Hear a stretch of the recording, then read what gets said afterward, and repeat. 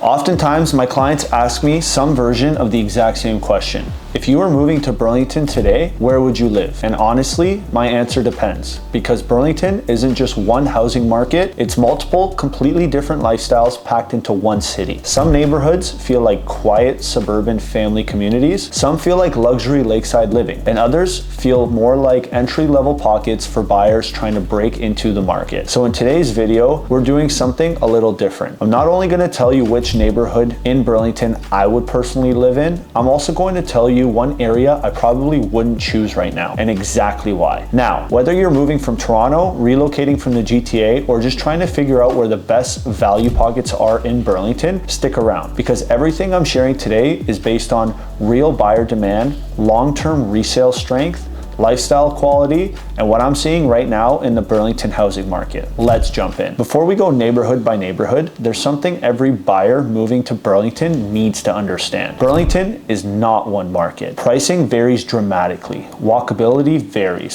School zones vary. Commute times vary.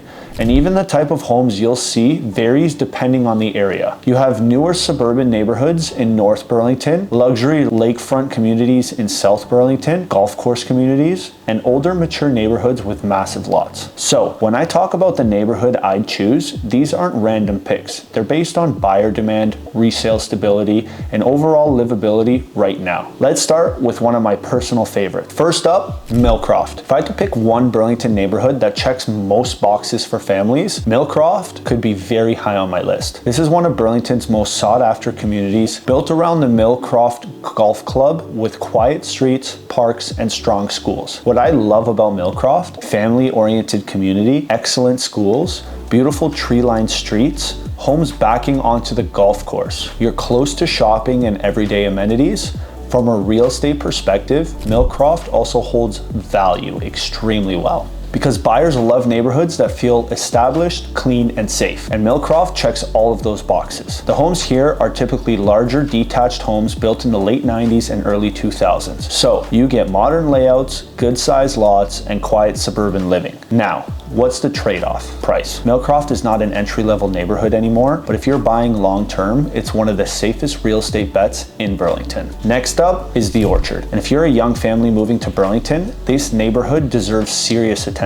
The Orchard is known for being one of Burlington's most family-friendly communities, with parks, trails, and strong local schools. The area sits right beside Bronte Creek Provincial Park, which means tons of green space and trails. What buyers love about the Orchard: walkable parks and trails, strong schools, lots of townhomes and detached homes, safe family-oriented community, easy access to highways and commuting routes. From a pricing perspective, it's also a bit more accessible than some of the luxury pockets in Burlington. So for buyers relocating from Toronto who want more house for their money, the Orchard tends to be a very popular landing spot. The trade-off: homes are a bit closer together and the neighborhood is more suburban in layout, but overall, it's one of the most balanced areas in Burlington. Now, let's talk about Aldershot. This is one of the most interesting neighborhoods in Burlington because it offers something most other areas don't: commuter convenience. Aldershot is located in West Burlington and is home to Aldershot GO Station, making it one of the easiest areas for commuting into Toronto. What I like about Aldershot: easy access to the GO train, close to Hamilton and the GTA, beautiful nature nearby, access to the Royal Botanical Gardens, more mature properties with larger lots. It has a slightly older feel compared to the newer Burlington suburbs, but many buyers actually prefer that. You get bigger trees, bigger lots, and more established community feel. This area is also undergoing some revitalization along Plains Road, which could create long-term upside for property values. Now, if money wasn't a factor, one area I'd absolutely consider is Roseland in South Burlington. Roseland is one of Burlington's most prestigious neighborhoods, with tree-lined streets and large luxury homes near the lake. This area offers close proximity to Lake Ontario, beautiful mature streets, large luxury homes, top-ranked schools, easy access to downtown Burlington, and lifestyle-wise, this is one of the nicest places to live in the entire city. You're minutes from Spencer Smith Park, downtown restaurants, the waterfront trail, festivals and events. The only downside: price.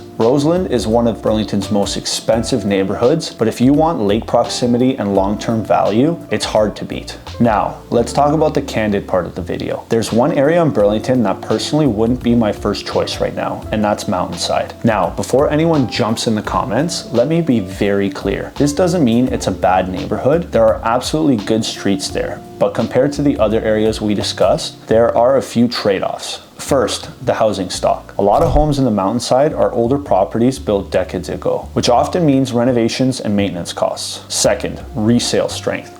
Some buyers moving from Toronto tend to gravitate towards neighborhoods with newer homes or stronger lifestyle appeal. And third, overall demand. Compared to areas like the Millcroft, the Orchard, or Roseland, Mountainside tends to be slightly softer demand. Now again, this doesn't mean people shouldn't buy here. In fact, entry-level buyers, it can offer great value. But if I were ranking Burlington neighborhoods strictly based on long-term stability and buyer demand, it wouldn't be my top pick. So, if I were moving to Burlington today, here's how I'd personally rank it. Number 1, Millcroft. Great schools, beautiful homes, and strong resale value. Number 2, the Orchard. Perfect for young families and great lifestyle balance. Number 3, Aldershot. Fantastic for commuters and nature lovers. Number 4, Roseland. Luxury living and incredible lifestyle near the lake. And then neighborhoods like Mountainside can still work, but there's more value-driven entry points rather than premium lifestyle picks. And remember, every neighborhood in Burlington serves a different lifestyle. There is no one-size-fits-all answer. The best neighborhoods for you depend on budget, commute, schools, lifestyle, and long-term plans. If you're thinking about moving to Burlington, whether that's 60 days from now or 6 months from now, feel free to reach out to me and my team. We help buyers find the right neighborhood for their lifestyle, not just what looks good online. And if you want a deeper breakdown of Burlington neighborhoods, schools, pricing, commute times, and walkability, let me know in the comments which neighborhood should I cover next. And don't forget to like, subscribe,